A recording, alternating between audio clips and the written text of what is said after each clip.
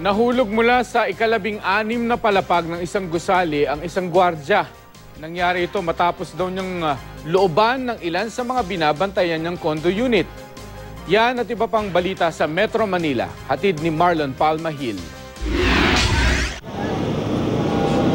Namatay ang off-duty security guard ng isang condominium sa Panay Avenue, Quezon City matapos malaglag mula sa ika-16 na palapag. Base sa investigasyon, nangyari ang insidente habang nilolooban umano ng naturang gwardya ang ilan sa mga condo unit na dapat sana'y binabantayan niya. 3 unit na raw ang pinasok ni Malton Baldos nang mabisto siya ng isang residente. Humingi ng saklolo ang residente. Doon na raw sinubukang tumakas ni Baldos gamit ang isang kumot pero nabitawan daw niya ito kaya siya nalaglag. Pagkabit ng tela, sabi ko patawid sa kabilang unit sa baba. May dala na siyang bag. Tapos bumalik pa po ulit.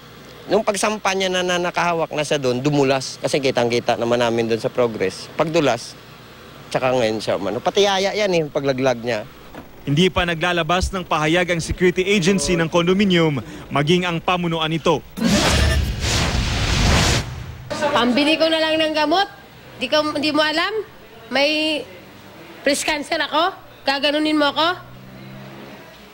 Di ka na naawa. Laki-laki mong tao. Ganun na lang ang galit ng breast cancer patient na si Jane Tanedo kay Dindo Bonzon. Inagaw raw ni Bonzon ang bag ni Tanedo sa May Anona Street, Quezon City. Bumibili lang daw noon ng soft drink ang biktima sa isang tindahan. Nakapanlaban ang biktima at sumaklolo naman ang taong bayan. Ginulpi nila ang sospek at isinukol. Wala namang mukhang maiharap ang sospek sa biktima maging sa media. No comment na po.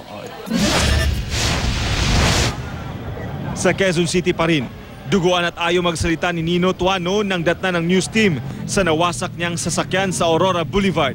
Sumalpok ang kanyang sasakyan sa isang pampasaherong jeep matapos makabangga ng motorsiklo. Kasama noon ni Tuano ang 2 niyang batang anak.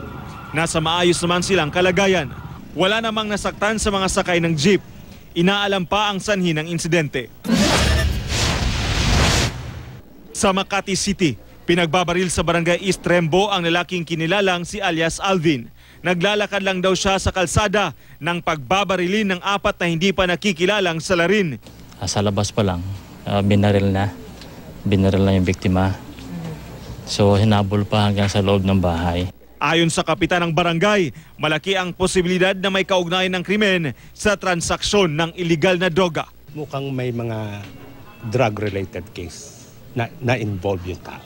Ibig sabihin niya, sir, ano droga. natin yun? Asset ba siya o That I cannot tell. I am in opposition to tell you whether he is an asset or is just a user. Marlon Palmahil, Nagbabalita, Pilipinas.